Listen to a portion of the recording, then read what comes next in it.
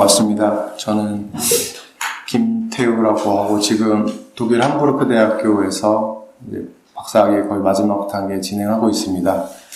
네, 제가 청법과를 듣게 될 일이 생길 줄은 몰랐는데 오늘 좀 놀랐습니다. 저도 절 다니면서 스님들한테 청법과 많이 불러드리고 했는데 제가 듣게 될 일이 생길 줄은 몰랐습니다. 네. 오늘 제가 박사학위 주제로 하고 있는 게 아까 말씀드렸다시피 티베트 불교의 열애장 사상인데요. 열애장이라는 거는 이제 불성이라고 생각하시면 더 쉽습니다. 동아시아에서는 불성 사상이라고 보통 얘기를 하죠. 그러니까 내 안에 어딘가에 부처가 될 수 있는 자질이나 잠재력이 있다는 게 불성 사상입니다. 근데 동아시아에서는 굉장히 영향력이 많았던 사상이고, 근데 그 사상이 사실 티베트에서 굉장히 발전을 많이 했더라고요. 그래서 제가 그걸 주제로 좀 연구를 하고 있고, 근데 오늘 그거에 대해서 발표를 하지는 않을 거고요. 어쨌든 제가 전공이다 보니까 티베트 불교 쪽으로 뭔가를 말씀드리려고 준비를 했습니다. 그래서 제가 두세 달 전에 의뢰를 유지원 선생님으로부터 받았을 때는 분명히 티베트 불교에 대해서 강의가 없었다고 들었는데 지난달에 한지희 선생님께서 티베트 불교를 하셨더라고요. 그래서 왜 갑자기 티베트 불교가 이렇게 연속으로 강의가 있는지 궁금하실 수 있는데 저도 몰랐던 사실이고, 근데 이번 기회에 좀 들으시면은 괜찮을 것 같아요. 제가 오늘 말씀드리려고 하는 것도 일단은 티베트 불교 자체가 그렇게 한국에서 크게 기반이 없죠.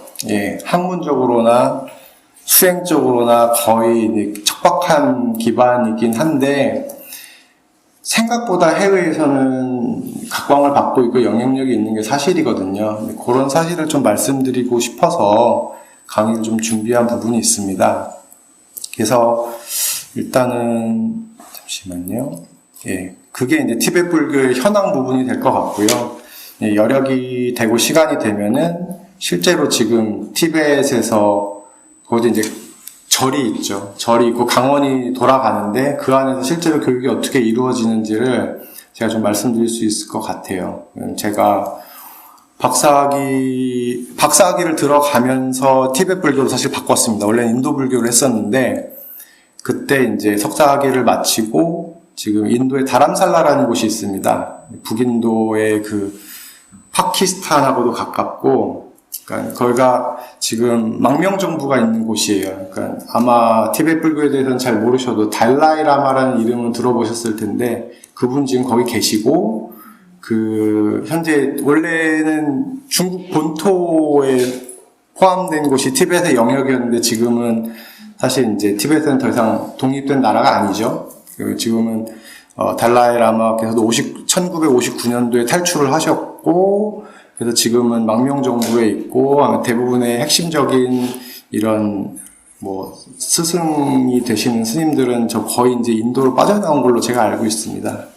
그래서 거기를 제가 다람살라를 방문하게 됐을 때 거기서 의외로 공부를 하고 계신 한국인 스님들도 많이 계셨고 제가 분들도 많이 계시더라고요. 근데 지금까지도 계속 연락을 하고 있는 비구니 스님 두 분이 계신데 그분들 지금 거기서 강원에서 실제로 교육을 하고 계십니다. 한 15년 정도 계셨거든요. 그래서 그분들로부터 제가 좀 여쭤보고 해서 실제로 거기서 교육이 어떻게 이루어지는지 조금 듣고 그 강의에 포함을 좀 시켰습니다. 그래서 오늘 여력이 되면은 거기까지 아마 말씀을 드릴 수 있을 것 같아요. 그래서 강연 목표는 전 세계적으로 티베트 불교의 위상은 학문 분야와 실제 수행 측면에서 모두 증가하고 있습니다. 근데 이제 한국에서는 저도 몰랐고요. 제가 이 공부를 들어가기 전까지 저도 몰랐고, 근데 이제 그게 왜 그렇게 영향력을 확산하고 있는지에 대해서 좀 말씀을 드리고, 두 번째는 방금 말씀드렸다시피 이제 이 갤룩학파라는 말이 나오는데요. 그러니까 티베트에 여러 가지 학파들이 있습니다. 전통 학파들이 있는데 그러니까 쉽게 생각하시면 달라이라마가 수장으로 있는 학파를 갤룩학파라고 생각하시면 됩니다. 그래서 거기서 실제로 사원이 있고 거기서 강원이 굴러가고 있고 교육이 어떻게 이루어지는지 제가 말씀을 드려볼까 합니다. 티벳에 대해서 간단하게 준비를 좀 했는데, 사실은 지난달에 티벳의 영토와 역사에 대해서 이미 강의를 하셨다고 해서 제가 깊게 들어갈 필요는 없을 것 같습니다. 근데 4번 보시면은 4대 학파라고 해서 닉마학파, 삽계학파, 까규학파, 갤룩학파, 요 용어는 좀 기억을 하시면 제가 강의를 진행하면서 아마 이 용어들이 나올 것 같아요. 그래서 이 4개의 학파들이 티벳에서 가장 핵심적인 4대 학파구나라는 그 정도만 인지를 하시고 이제 넘어가시면 될 것 같아요. 다음 항목은 티벳 불교에 대한 비판인데요. 그러니까 제가 티벳 불교에 대해서 강연 의뢰를 받고 뭐를 준비해야 될까 좀 고민을 했죠. 고민을 했는데, 일단은 티벳 불교에 대해서 그렇게 호의적인 인상은 아닌 것 같아요. 한국에서. 여러 가지 이유가 있을 수 있을 것 같습니다. 이제 가장 기본적으로는 4번 보시면 역사적인 상처라고 제가 해놨는데, 옛날에 고려시대 때 분명히 원나라 간섭기가 있었잖아요. 그때 원나라가 티벳 불교를 믿었습니다. 왜냐면 티벳 바로 위가 몽고고 그게 굉장히 정치적인 연관성이 많았어요. 그러니까 몽고는 티벳을 보호해주고 대신 그 티벳에 있는 유명한 스님들이 가서 국사 역할을 했습니다. 그러면서 원나라 자체가 티벳 불교를 이제 국교로 삼다시피 했는데, 그때 원나라 간섭기에 이 티벳의 라마승들, 그러니까 우리가 원래 티벳 불교를 라마교라는 이름으로 많이 배운 적이 있었을 거예요. 라마라는 건 스승이라는 이름인데, 지금은 라마교라는 이름을 쓰진 않고 약간 이렇게 폄하하는 의미가 있거든요. 근데 그 라마승들이 와가지고 나쁜 짓을 많이 했대요. 많이 하고, 폐악질을 많이 하고 그래가지고, 그러면서 이제 고려는 멸망을 하고 조선에 와서는 오히려 이제 불교는 탄압을 받지 않았습니까? 그러니까 그때 인상이 좀 많이 남은 것 같아요. 그 당시에 티벳 라마승들이 와서 그렇게 나쁜 짓을 많이 했다는데, 그게 해소가 안 된 상태로 쭉 계속 온 거죠. 그리고 지금 한국 불교도 어떻게 보면은 조선시대 때 억압을 받다가 이제 회복하는 단계인 것 같아요. 100년이라는 시간이 지나긴 했지만, 그러니까 티벳 불교고 라마스이고 받아들일 여유가 없는 거죠. 제가 볼 때는. 약간 그런 역사적인 상처가 있는 상태에서 이제 티벳 불교에 대해서 비판들이 이제 인터넷상에 많이 있었습니다. 제가 그래서 그런 비판들이 과연 얼마나 진짜 사실에 가까울까, 그래서 동영상도 좀 보고 이제 또 여러 가지 글들도 좀 읽어봤는데, 제가 수긍할 수 있는 부분도 있었고, 몇 가지 부분들은 이제 팩트를 제시를 해서 좀 그건 아닌 것 같다는 말씀을 드리려고 해요. 왜냐면은 티벳 불교에 대해서 뭔가를 받아들이고 배우고 싶다라고 하더라도, 일단은 불필요한 오해가 있다면 풀 건 풀고, 좀 정리된 상태에서 들어가는 게 나을 것 같다는 생각이 좀 들었습니다. 그래서 제가 이제 동영상을 보든지 아니면 글을 읽든지 해가지고 대충 여기 보면은 한 5가지 정도의 티벳 불교에 대한 비판을 좀 정리를 해봤어요. 첫 번째 보시면은, 마셔도 되는 거죠. 환생에 기반한 달라이라마 제도가 상당히 비판을 받는 것 같습니다. 이게 얼마나 배경 지식이 있으신지 제가 가늠을 할 수는 없지만, 달라이라마는 이 이름은 분명히 많이 들어보셨을 거예요. 지금 달라이라마는 14대입니다.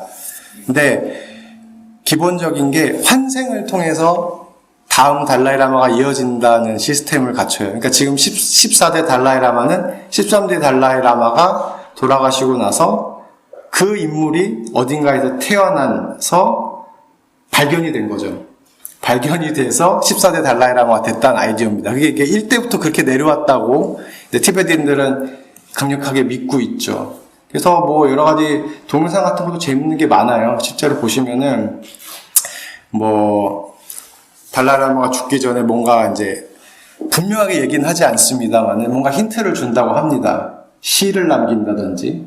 제자의 꿈에 나타나서 어떤 비전을 보여준다든지 하면 이제 그걸 해석을 하는 거죠. 도대체 어디에 태어나신 거냐 해가지고 뭐 이제 범위를 좁히는 것 같아요. 어떤 마을에 뭐 아버지의 뭐 성은 뭐 김으로 김씨로 시작한다 뭐 이렇게 해가면 이제 막 찾는 거예요. 그 제자들이. 그래서 추려서 찾으면은 가장 대표적으로 쓰는 방법이 이제 전생에 쓰던 물건들을 놓고 찾는 방식으로 많이 하는 것 같아요. 그래서 뭐 이 세 개의 종 중에 뭐 전생에 쓰던 게 뭡니까? 뭐 이렇게 골라가지고 이제 근데 그 제도 자체가 이제 너무 허구다, 말이 안 된다, 뭐 그런 식으로 비판을 하는 거죠. 근데 저도 이제 역사서 같은 거를 보면은 분명히 1대에서부터 14대까지 내려오는데 최소한 한 번 이상은 이 계승이 좀 불분명한 부분이 분명히 있는 것 같아요.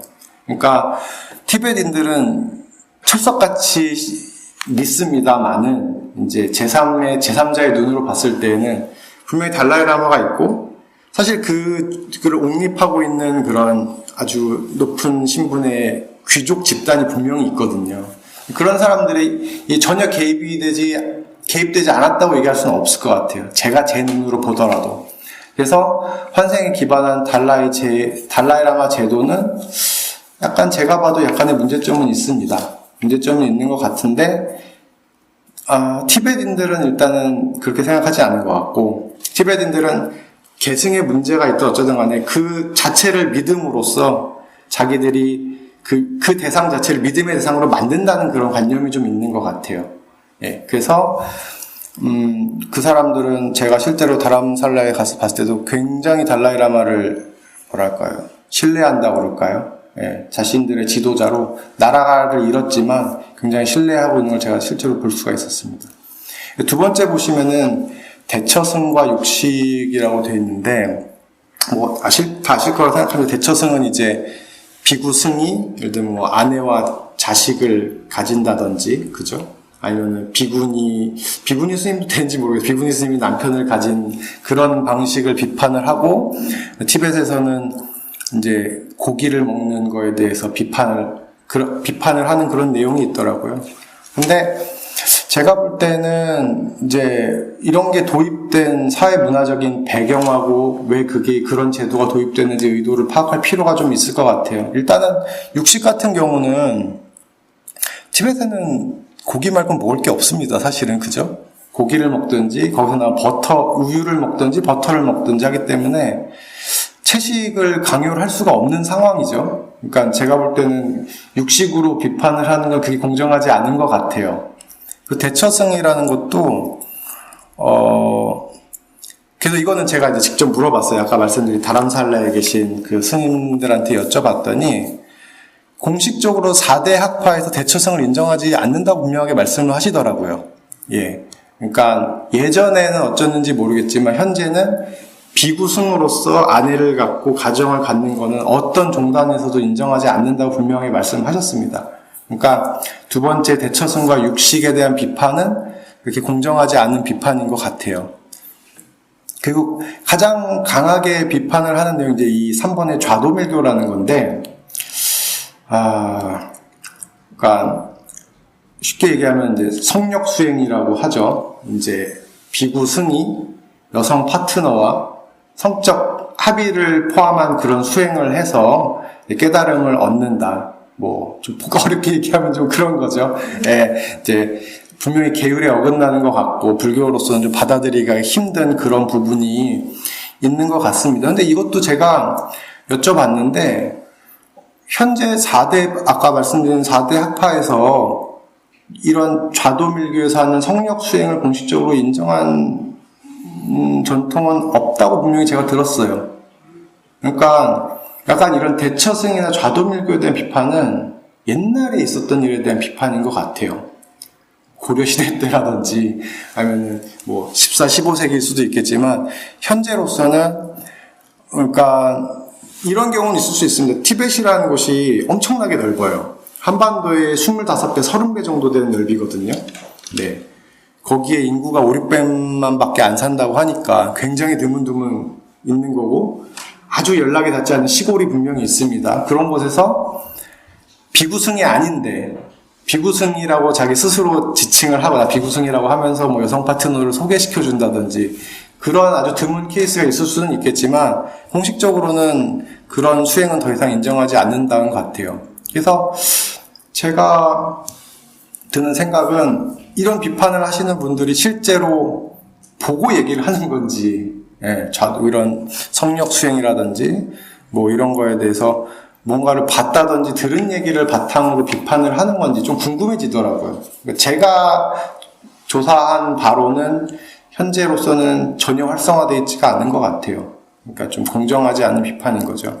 그리고 이 밀교라는 거에 대해서는 아마 굉장히 좀 거리감이 많이 느껴지실 텐데 크게 현교와 밀교 두 가지가 있습니다. 그렇게 생각하시면 돼요. 현교라고 하는 거는 말 그대로 경전을 보고 우리가 흔히 아는 불교가 현교입니다. 경전을 보고 그 주석서를 보고 공부를 하고 문사수 이 세 가지 시스템으로 수행을 해 나가는 거죠. 공부하고 사유하고 그걸 바탕으로 수행을 해서 깨달음을 얻는다. 그런 방식으로 가는 건데 밀교라는 거는 뭐 그 안에 엄청나게 많은 복잡한 의미들이 있지만 간단하게 생각을 하시면은 기본적인 교리가 현교와 다르지 않아요. 단지 어떤 테크닉이나 어떤 방편을 써서 수행적인 테크닉을 써서 빠르게 목적에 도달하게 하는 방식이라고 이해하시면 됩니다. 왜냐하면은 제 생각에는 보통 그런 얘기들 많이 하잖아요. 이렇게 수행을 하면은 뭐 3아승직업 동안 뭐 이렇게 수행해서 번뇌를 닦아야 된다. 그런 얘기들 많이 하는데 아니면 뭐 이렇게 뭐 천신의 뭐 기수로 뭐 이렇게 스쳐서 뭐가 달아 없어질 때까지 뭐 수행을 해야 된다. 그런 얘기들을 들었던 것 같은데 뭐 군기가 높으신 분들은 그런 얘기를 들으면 정말 내가 발심해서 열심히 해야겠다라는 생각이 들지만 우리 보통의 군기를 가지신 사람들이라면은 일단은 좀 좌절감을 느낄 것 같아요. 그렇게 오래 걸린다고? 그럼 뭐 언제 거기까지 가야 되나 이런 생각을 하게 될 것 같아요. 근데 밀교에서 얘기하는 거는 지금 이 생의 깨달음까지 가자는 게 주요한 얘기 중에 하나거든요. 빠르게 가자. 그러면은 이게 어떻게 가능하냐고 하면은 제가 제일 마지막에 번뇌를 되치로라고 얘기를 했는데 우리가 이 번뇌를 제거해야 된다고 계속 얘기를 하잖아요. 그죠? 번뇌를 다 이 자기 자신의 마음속에 있는 번뇌를 다 제거하고 내 마음이 제거한 만큼 점점점 깨끗해지다가 완전히 제거가 되면은 청정한 마음이 되고 그게 완전한 깨달음이라고 얘기를 하는데 그게 오래 걸린다는 거죠. 근데 이 번뇌 중에서 가장 강력한 번뇌는 성적 에너지입니다. 뭐 탐진치도 뭐든 다 포함을 해서 자신이 가진 그런 성적인 욕망이 가장 근본적이고 가장 제압하기 어려운 번뇌라고 얘기를 하는 거죠. 근데 이런 예를 드실 수 있을 것 같아요. 내가 여기서부터 저기까지 저기가 열반이라고 얘기를 할게요. 저기까지 가면 열반입니다. 그 안에 이제 열대 우림이 있어요. 맹수들이 막 있어요. 많이 있어요. 저기까지 어떻게 가느냐? 맹수들을 하나씩 제압을 해서 가는 방법이 있겠죠. 그게 현교의 방법일 수 있을 것 같아요. 근데 밀교의 방법을 굳이 비유를 하자면은 그 맹수 중에서 가장 센 놈을 등에 타고 가는 겁니다. 다 피해주겠죠. 예를 들어 호랑이라든지 제일 센 맹수의 등을 타고 빠르게 목적지까지 가는 거죠. 그러니까 오히려 이 성적 에너지라는 강한 에너지를 억누르고 제압하는 게 아니라 그 에너지를 이용을 해서 한번 빠르게 깨달음으로 가보자 라고 하는 게 이제 밀교에서 성력 수행에 나온 배경이라고 생각을 하시면 돼요. 그러니까 제가 무엇이 진정한 불교인가라고 좀 써서 아마 이 뒤에 얘기를 드릴 텐데 분명히 무언가가 어떤 사상이 나오면은 반드시 배경이 있습니다. 그게 사회 문화적인 배경이든 교리적인 배경이든 뭔가가 있기 때문에 일단은 그러한 얘기들이 왜 나왔는지를 좀 한번 생각해 보는 것도 좋을 것 같아요. 그냥 예를 들어 밀교가 받아들여졌을 때 수행하시는 분들께서 자신의 성적 욕구를 해소하고자 밀교를 도입했을 리는 없을 거라고 생각을 하고, 분명히 뭔가 이 안에 내용이 있기 때문에 그게 도입이 됐고, 물론 뭐 그게 이제 계율의 측면에서 보면은 좀 난해하고 어려운 부분이 있고 못 받아들일 부분이 있지만, 일단은 그런 식으로 한번 이해를 해보는 것도 좋다는 생각이 들었습니다.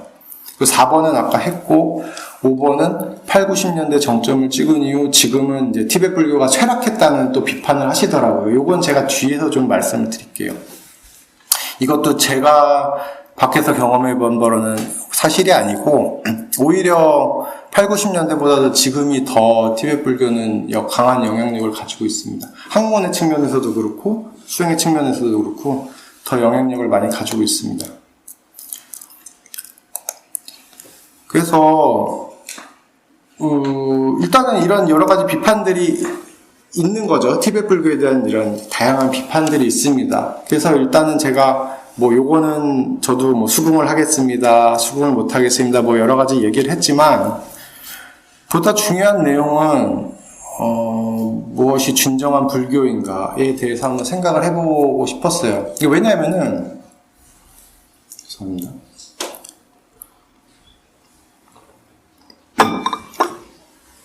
앞에 얘기한 비판을 간단하게 얘기하면 티베트 불교는 나쁜 불교고 건전하지 못한 불교다라는 비판인 것 같아요.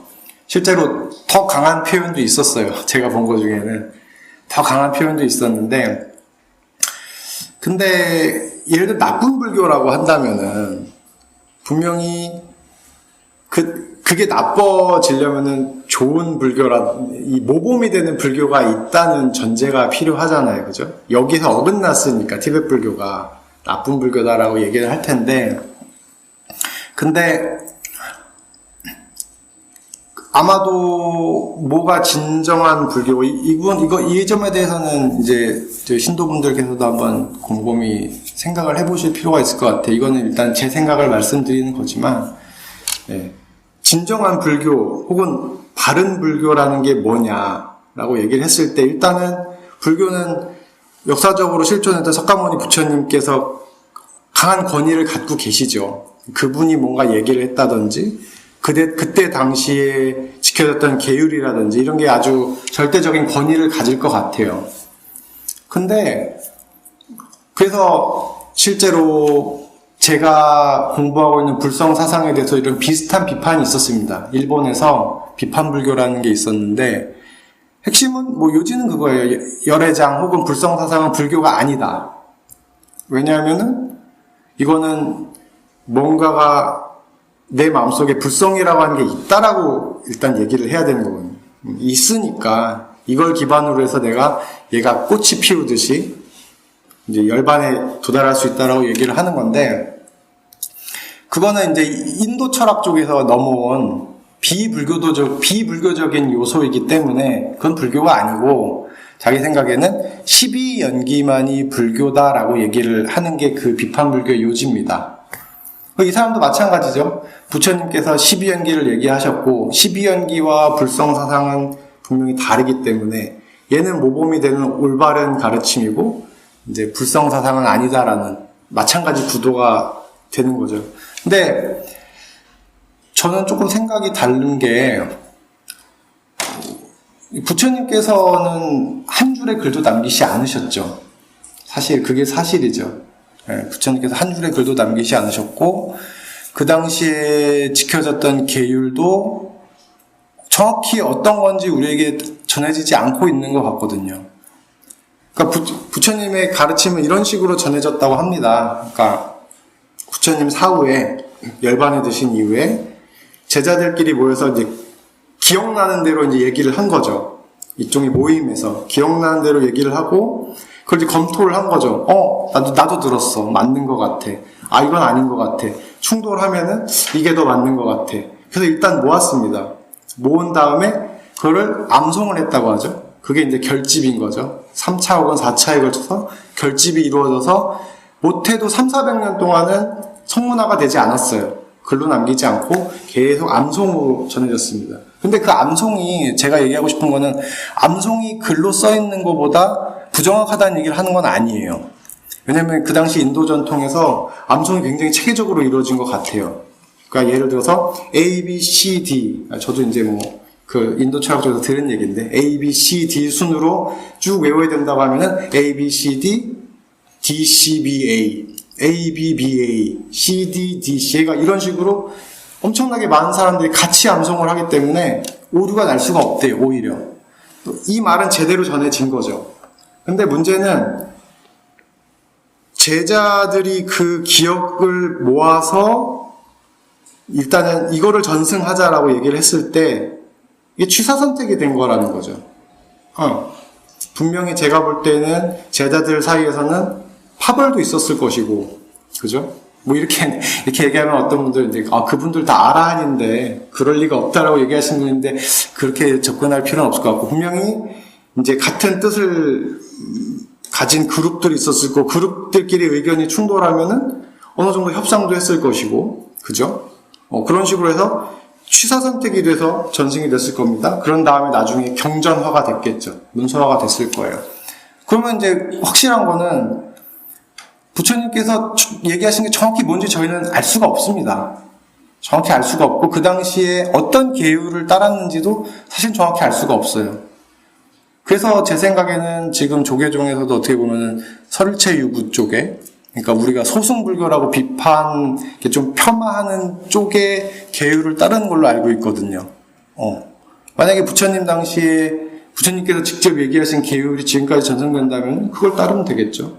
그러니까 제가 장황하게 얘기하는 건 뭐냐면은 진정한 불교, 올바른 불교라고 얘기할 만한 모델이 별로 없다는 거예요. 그러니까 얘를 기준으로 해서 이건 나쁘다라고 얘기할 만한 게 별로 없다는 얘기입니다. 네. 그리고 시대와 지역을 초월한 진정한 불교도 별로 없죠. 네. 이미 불교는 세계 종교화가 됐기 때문에 가령 예를 들어서 저 남방의 테라바다 불교라고 있지 않습니까? 스리랑카, 미얀마, 동남아시아 쪽에서 믿는 불교, 그쪽 사람들은 그렇게 생각한다고 해요. 자기들이 부처님의 원음에 가까운 가르침을 지금까지 쭉 전승을 해왔다. 그리고 자기들이 쓰는 그 빨리라는 언어가 부처님께서 실제로 쓰셨던 언어에 가깝다라고 주장을 한다고 합니다. 근데 이런 거는 이미 학문적으로 다 부정이 됐어요. 빨려라는 건 나중에 만들어졌다고 이미 부정이 됐는데, 근데 만약에 이 사람들이 그런 테라바다 전통을 가진 사람이 일본 불교를 본다고 한다면, 일본 불교는 사실 거의 대처승이 압도적으로 많고 약간은 장내 지도사 같은 역할을 하고 있다고 하죠, 스님들이. 일본 불교까지 갈 필요도 없고, 이 테라바다 불교 쪽에서는 이 대승불교 전체도 불교가 아니라고 할 거예요, 아마. 이거는 대승불교는 불교도 아니다. 그럼 일본이나 한국에서는 테라바다 불교를 보고 또 비판을 할 수 있겠죠.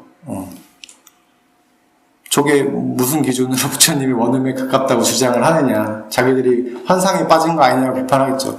그러니까 각 시대별로, 지역별로 이미 불교는 하나의 모습이 아닙니다. 예.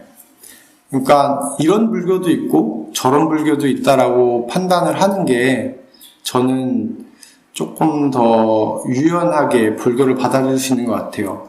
그러면 티베트 불교도 굳이 나쁜 불교가 될 이유는 없는 거죠. 이런 불교도 있구나. 고기도 먹을 수 있지만 환경에 따라서 이런 형태의 불교도 있고 한국은 이런 형태의 불교도 있고 그게 이제 다 합쳐져서 일종의 불교라는 큰 이름을 만든다고 생각을 할 수 있는 거죠.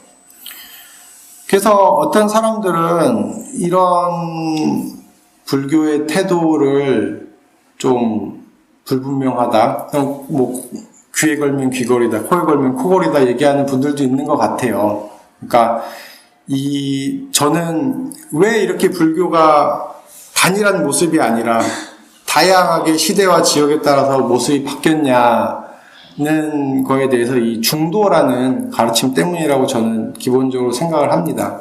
중도라는 거는 이제 양극단을 벗어난 가운데 길이라는 의미죠. 근데 이 중도라는 것도 본래는 부처님 당시에는 극단적인 고행도 피하고 아주 쾌락만 추구하는 것도 피하는 그 어딘가 가운데를 잡아서 가라는 의미였던 것 같은데 결국은 그 이후에는 뭔가가 항상 존재한다. 뭐 불교는 기본적으로 무상무화를 얘기하지 않습니까? 근데 그게 아니라 뭔가가 항상 실체로서 존재하는 게 있다. 이쪽은 아무것도 없다. 이 두 가지 어딘가에서 자기 입장을 정하는 게 중도가 된 것 같아. 그런 식으로 약간 중도의 의미가 바뀐 것 같은데, 근데 이 중도가 왜 중요하냐면은 자기가 양쪽을 설정하면 됩니다. 내가 볼 때는 이게 양극단인 것 같아 라고 하면은 내 의견이 받아들여지는 거죠. 나도 중도야. 근데 다른 사람이 볼 때는 내가 극단일 수도 있는 거죠. 나를 극단으로 삼고 다른 어떤 걸 또 극단으로 삼아서 또 가운데 있는 사람이 있을 수가 있는 거죠. 그럼 그 사람도 중도니까 그 사람도 올바른 해석이 되는 거죠. 그러니까 엄청나게 많은 해석이 나올 수가 있습니다. 뭔가 자기가 양쪽 극단으로만 설정을 하면 돼요. 내가 볼 때는 이게 양극단인 것 같아. 그러면은 내게 하나에 받아들여줄 수 있는 불교 해석이 되는 거죠. 그러다 보니까 이 불교라는 이름 하에 엄청나게 많은 현상들이 이제 해석들이 나올 수가 있게 된 거죠. 그게 제가 볼 때는 불교가 굉장히 이렇게 다양한 모습을 가지게 된 이유가 아닐까 생각을 합니다. 그래서 제 생각에는 그냥 한국 불교는 이런 불교고 티베트 불교는 이런 불교고 이거는 나쁜 불교다라고 굳이 그렇게 받아들일 필요가 없지 않나 하는 게 일단 제 생각입니다.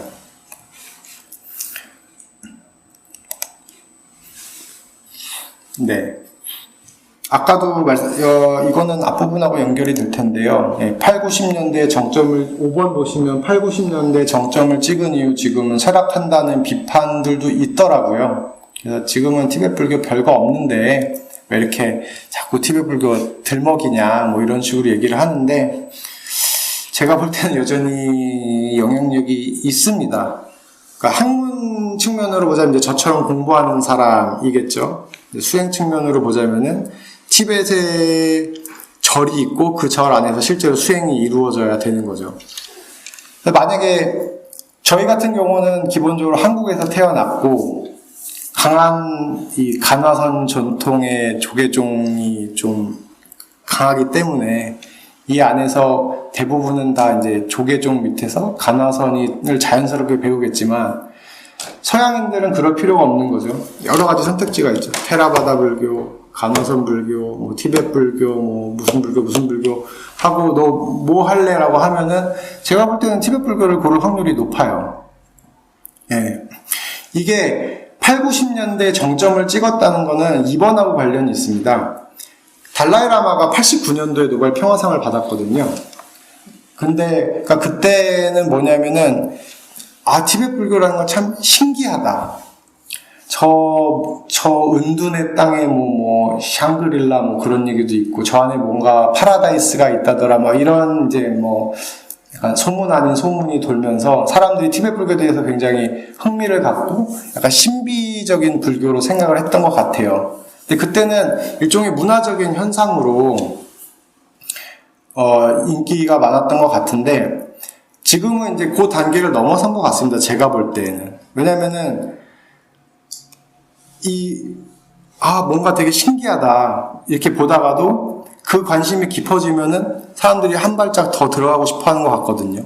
그러면 이제 학문의 영역으로 들어가든지 아니면 그쪽에서는 진짜 수행으로 들어가든지 할 수가 있을 것 같은데,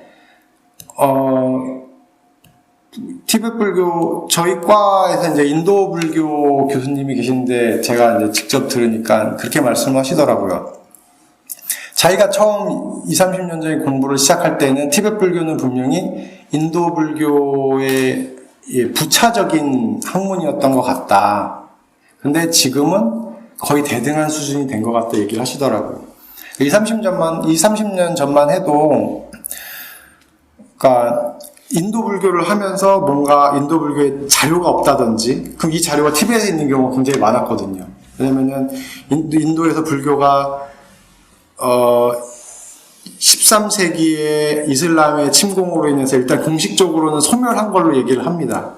1203년도에 이제 비크라마실라 사원이 문을 닫으면서 공식적으로는 소멸한 걸로 얘기를 하는데 그 이전부터 이미 인도의 승려들이 이제 위기감을 느끼고 몸도 빠져나가고 책도 들고 티벳으로 많이 넘어가요. 그러면서 이제 티벳에서는 그 자료들을 다 모아서 대장경을 만들거든요. 그러니까 인도 불교에서는 여러 가지 이유로 자료들이 소실됐지만 그게 티베터로 번역된 자료들이 티벳에 굉장히 많이 남아있는 거죠. 그래서 여기에 자료가 빠진 결 티벳 불교에서 찾아서 인도 불교를 연구하는 그런 부차적인 수준에 머물렀다고 해요. 근데 지금은 거기서 넘어서서 티벳 불교 자체가 굉장히 학문적으로 많이 발전을 했고 복잡한 철학 체계를 가지고 있다는 식으로 해서 많은 사람들이 실제로 학문 연구를 하고 있습니다. 그리고 수행 측면에서도 실제로 서구 사회에서는 티벳 절들이 많이 있죠. 그래서 제가 동영상을 하나 준비를 했는데요. 잠시만요.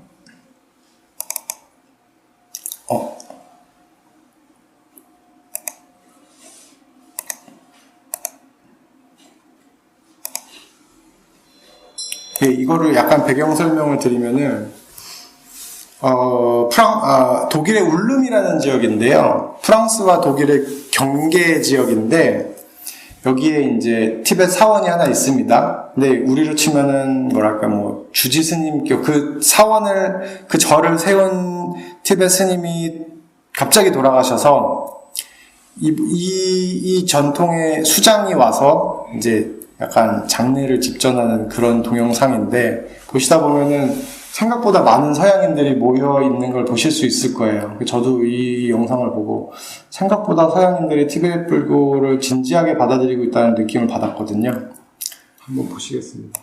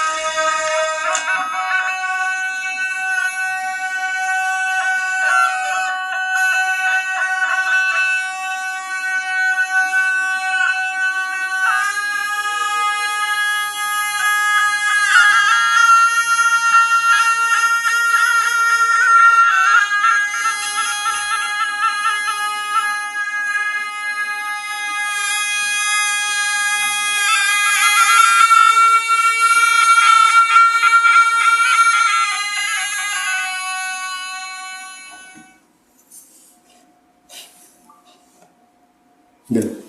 아마 보시다시피 생각보다 서양인들이 많이 모이고 저런 사원이 미국엔 더 많을 거예요. 예. 근데 이거는 아이러니하게도 이제 티베트 불교가 이제 나라가 없어지면서 거기 있는 스님들이 다 빠져나오고 할 수 없이 망명을 가게 된 상황하고도 많이 관련이 있습니다.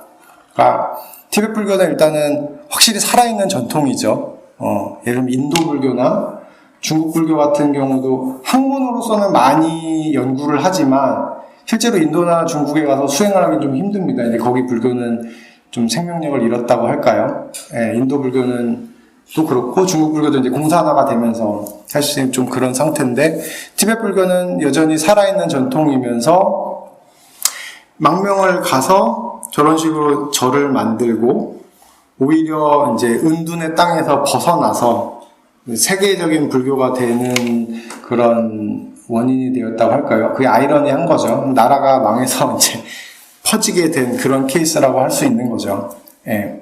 그래서 제가 볼 때는 학문적으로도 그렇고 실제로 이제 절이 굴러가는 모양을 보고 그 안에서 티벳에서 전통적으로 이루어지는 수행을 쫓아가는 사람들의 수를 봐도 티베트 불교는 여전히 영향력이 많은 것 같아요. 그러니까 예전에는 아까 말씀드렸다시피 아주 피상적인 관심이었다고 한다면은 그 중에서 이제 조금 더 깊게 들어가고 싶은 사람이 생긴 거죠. 난 공부로 좀 깊게 들어가 볼래. 아니면 무슨 수행하는지 들어가 볼래. 한 사람이 있어가지고 오히려 더 제가 볼 때는 지금 영향력이 있는 방향으로 진행이 되는 것 같습니다.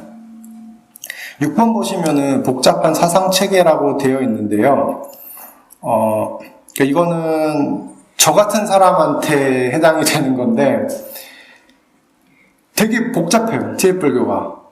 유지원 선생님도 뭐 하셔서 아시겠지만 굉장히 복잡합니다. 좀 이해하기가 힘든 부분이 있는데, 근데 오히려 공부한 사람들은 이제 좀 의욕이 생긴다고 할까요? 뭔 얘기인지 좀 캐보자, 궁금하다. 근데 왜 그러냐면은 아까도 말씀드렸다시피 인도 불교가 13세기에 일단 없어진다고 치는데 대충 뭐 8세기, 9세기부터 이제 티베트로 넘어와요.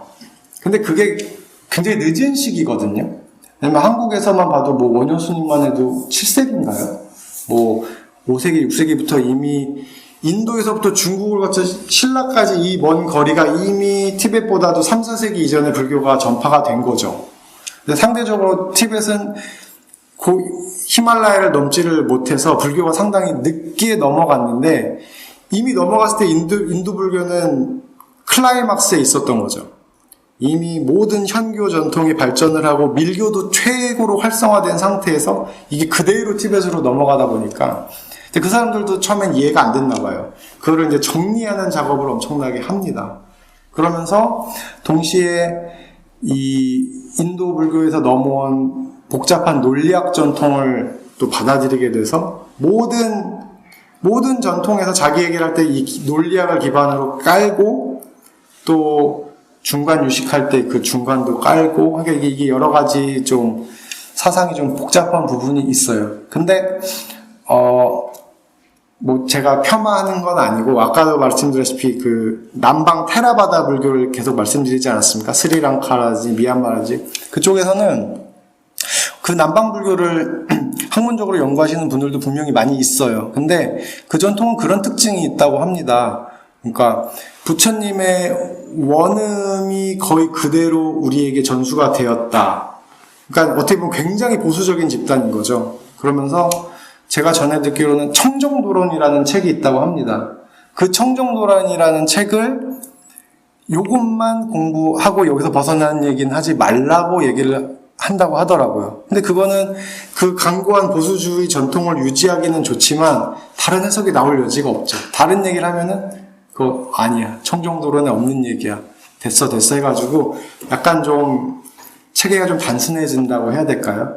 그러면 이제 공부한 사람 입장으로는 여러 명이 공부를 이미 했으면은 대충 결론이 다 나오죠. 남방불교는 대충 이런 거다. 근데 티베트 불교는 아직도 책도 많고요. 예. 남아있는 책도 많고 사상도 복잡해가지고 아직도 미지의 영역이 많이 있습니다. 그래서 공부하는 사람들의 좀 의욕을 자극하는 그런 부분들이 있는 것 같아요. 그래서 이런 여러 가지 이유로 인해서 제가 볼 때는 티베트 불교가 8, 90년대에 정점을 찍은 게 아니라 아직도 계속 꾸준히 영향력을 늘려가고 있는 상태고, 그래서 여기까지 간략하게 말씀을 드리면, 티베트 불교는 여전히 영향력이 있고, 이거를 나쁜 불교다, 좋은 불교다라는 관점으로 볼 필요는 없지 않느냐. 이런 불교도 있고 저런 불교도 있다. 그런 관점으로 이해를 하면은 되지 않을까 하는 게 약간 제가 지금까지 한 소결론이라고 할 수 있습니다. 그래서 이제 아까 보시면은 강연 목표 중에 두 번째가 있었죠. 티베트의 대표적인 학파인 갤룩 학파의 강원에서 실제 교육은 어떻게 이루어지는가. 이 부분은 이 6번에서 보시면 논리학 전통이라는 부분하고 연관이 됩니다. 그러니까 이 논리학 전통이 굉장히 강한데 특히 이 갤룩 학파는 특히 더 논리학 전통을 강조하는 것 같아요. 그래서 이 논강이라는 방식을 활용을 합니다. 그러니까 제가 이제 차근차근히 말씀을 드릴 텐데요. 예. 그러니까 뭔가 얘기를 그냥 이렇게 뭐 스승의 가르침을 듣고 뭐 받아 적고 이렇게만 하는 게 아니라 말로써 일종의 토론을 하는 그런 시스템이 있다고 합니다. 예. 토론을 해서 근데 그거를 이제 논강이라고 표현을 하는데요. 일단은 그거는 이제 뒷부분에서 제가 말씀을 드리겠습니다. 아까도 말씀드렸다시피 4대 학파에 닉마, 가교, 삭야, 겔룩 학파가 있죠. 황모파라고 하는 거는 이 노란 모자를 썼다는 의미입니다. 그러니까 제가 다람살라 가서도 사실 다 모여서 공부를 해요. 이제 뭐 사이가 안 좋지 않고요. 근데 색깔로서 구별을 합니다. 예, 뭐 까만 모자 쓰면은 가교 학파고 파란 모자 쓰면은 벤교라고 해서 티벳의 전통적인 종교가 또 있거든요. 그런 사람들이 있고 노란 모자 쓰면 겔룩 학파 구별을 하는데 그래서 황모파라고 얘기를 합니다. 겔룩 학파는 이름을 들어보셨을지 모르겠는데 쫑카파라는 분이 만들었습니다. 이게 뭐 14세기, 15세기 정도 됐을 텐데요. 그때 이제 정풍운동과 경전을 중시했다고 하는 거는 아마도 그 당시에서도 그런 밀교적인 수행에 폐해가 있었던 것 같아요. 아까 말씀드린 뭐 좌도밀교까지인지 모르겠지만 밀교적인 수행을 통해서 공부를 안 하고 경전을 읽지 않고 바로 수행에 들어가서 하다 보니까 여러 가지 폐단이 나왔던 것 같습니다. 그래서 이 쫑카파 대사는 일단 공부부터 해라. 겔룩파의 시스템은 이렇게 말씀드리거든요. 일단 공부부터 해. 그 다음에 수행해. 이게 이제 겔룩학파의 시스템인 것 같거든요. 그래서 꽤 긴 교육 과정이 있습니다. 이건 이제 겔룩학파에만 국한되는 내용이고, 지금 현재 겔룩학파는 다람살라에도 절이 있고요. 특히 남인도 쪽에 절이 많이 있어요. 겔룩학파가 3대 사원이 있는데 그 3대 사원에 있는 원래 3대 사원이 중국 영토 안에 있는 티벳 땅에 있었죠. 근데 이제 거기 있는 스승들이 다 탈출을 해서 빠져나오면서 남인도 쪽에 땅을 얻어가지고 그 사원들을 그대로 거의 다시 지었다고 합니다. 그래서 이제 그 사원마다 공부하는 기간은 다른데 일단은 다람살라에 있는 사원을 기준으로 하면은 일단 기본 교육 과정이 15년입니다. 그러니까 그 15년이 반야, 중관, 구사론, 계율, 밀교 이렇게 되는데요. 반야가 6년이고 중관이 3년, 구사론 2년, 계율 2년, 밀교 2년. 일단 이만큼을 공부를 해야지 기본적인 과정이 끝나는 거라고 할 수가 있죠. 그러고 나서 나는 조금 더 공부를 하고 싶다라고 하면은 남인도에 있는 방금 말씀드린 그 3대 사원 중에 하나로 가서 6년의 과정을 더 해야 됩니다. 그러니까 총 21년이죠. 21년의 공부를 하고 나면은 이제 계시라고 해서 이제 우리로 지금 박사학위 같은 시험을 볼 수 있는 자격을 준다고 합니다. 근데 이 시험은 이제 일생에 딱 한 번만 기회가 있다고, 그러니까 한 번 떨어지면 끝인 거죠. 예, 그래서 21년 공부하시고 이제 여기서 합격을 하면은 계시가 돼서 이제 우리 지금 박사학위가 돼가지고 다시 자신의 사원으로 돌아가서 스승 역할을 하든지 나름의 역할을 할 수가 있는 거죠.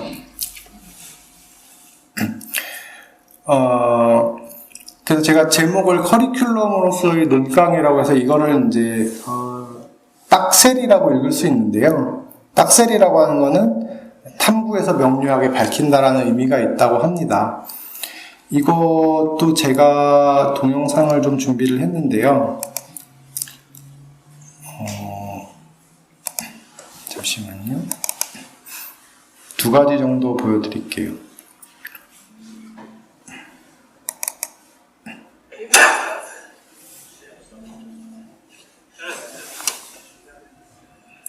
소리가 들리시나요? 네. 3.8也进来呀，这个3.8也先给个可能，他这一拿是去呀，没大那么多，去了没大那么多，去了没，去一把他是去的，没大那么多去了呀，没多没去。 좀 생소하죠? 하나 좀 비슷한 게 있는데요. 뒤에서 찍은 것 같아요.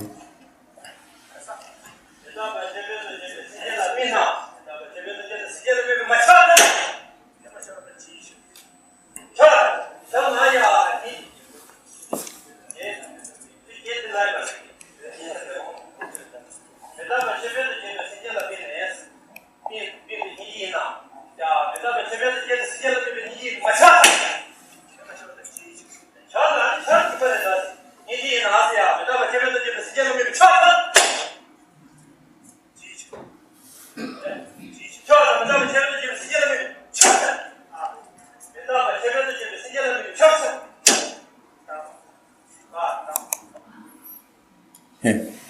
일단은 이거는 이게 제가 말씀드린 딱셀이라는 겁니다. 논강이라는 건데요. 그러니까 시험의 일부예요. 예. 지금 이 과정은 아마 이제 시험 중에 이제 논강을 하는 상태고 이제 나머지 대기하는 사람들이 있죠. 그래서 보시면은 그러니까 이거를 기본적인 컨셉이 뭐냐면은 싸워서 이기는 게 아니라고 합니다. 어떤 주제가 있고 얘기를 하는데 질문자가 이제 서 있고 답변자가 앉아 있죠. 주로 이제 이렇게 치면서 뭔가를 질문을 하게 되는데 이게 싸워서 이기는 게 아니라 어떤 주제가 있게 되면은 이 질문자가 5분 정도 시간을 가져서 이제 이 논강을 어떻게 꾸밀지 이제 구상을 한다고 그래요. 근데 이 답변자랑 조화롭게 질문과 대답을 함으로써 가장 좋은 결과를 내는 게 이 논강의 목표라고 합니다. 내가 쟤를 싸워서 이겨서 굴복시키는 게 아니라, 그러니까 이 앞부분을 보시면은 잠시만요. 몇 가지 디테일한 부분이 있는데요. 보셨나요? 다시 한 번만. 박수를 치고 염주를 이렇게 올리죠. 이렇게 딱 치고 염주를 올립니다.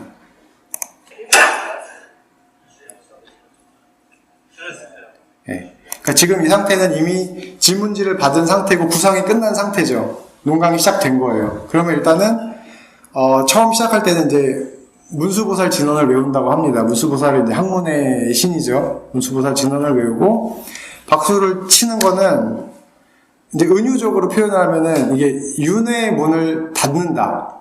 이 논강을 통해서 우리 둘이 조화롭게 토론을 함으로써 가장 진리에 가깝게 도달을 해서 윤회의 문을 닫겠다. 이런 의미가 있다고 합니다. 근데 이제 이게 지적인 토론으로만 끝나면은 사실 안 되죠. 이게 대승불교가 아니니까. 그래서 이렇게 염주를 끌어올리는 거는 그러면서 중생들을 다 구제해서 끌어올리겠다. 이제 이런 의미가 있다고 합니다. 예. 그리고 또 뭐 다르게 표현하면은 번뇌장 소지장을 이제 뭐 쳐서 깨 부수겠다. 그러면서 중생들을 지옥도에서 다 끌어올리겠다. 이제 이렇게 함으로써 이게 싸워서 이기는 토론도 아니고 이게 뭐 지적인 아르마리로 끝나는 게 아니라 결국은 공성과 보리심이라는 공성과 보리심이라는 두 가지 날개로 작동을 한다는 것을 보여주는 거죠.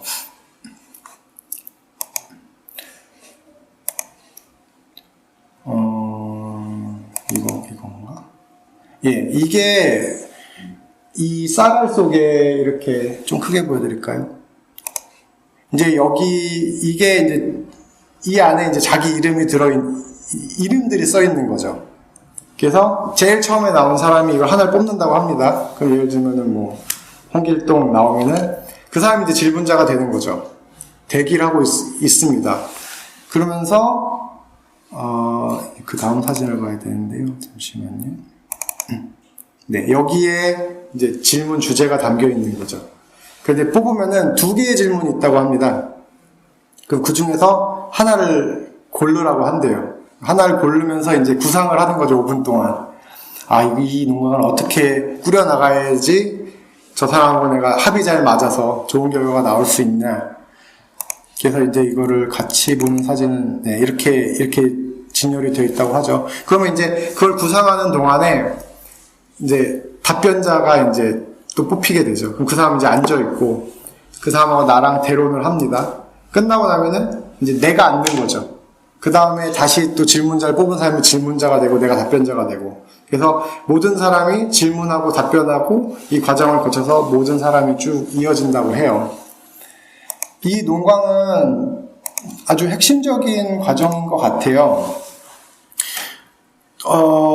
적어도 3가지 종류의 논광이 있다고 하는데요. 매일 오전, 오후에 일단 한다고 합니다. 1시간에서 1시간 반 정도. 그러니까 이게 그 스님들 말씀도 좋기도 한데 굉장히 힘들다고. 비가 오든 눈이 오든 무조건 야외에서 해야 되거든요, 이게. 야외에서 다 이렇게 짝을 지어가지고 이제 하는 거죠. 오전, 오후로 하고. 이건 이제 개인 논강이라고 하고요. 2번 보시면 개인 논강이라고 하고, 그리고 이제 그룹 논강이라는 게 또 있다고 합니다. 근데 한 반에, 이제 팀을 좀 나누는 거죠. 팀을 나눠서 뭐 3명, 3명, 2명, 2명 나눠가지고 이제 마찬가지 방식으로 질문과 대론을 하는 거고. 한 달에 한 번은 상위반과 하위반, 아까 말씀드렸다시피 반야 6년, 뭐 중간 3년 이렇잖아요. 그러니까 계속 밑에 반과 위에 반이 계속 존재하거든요.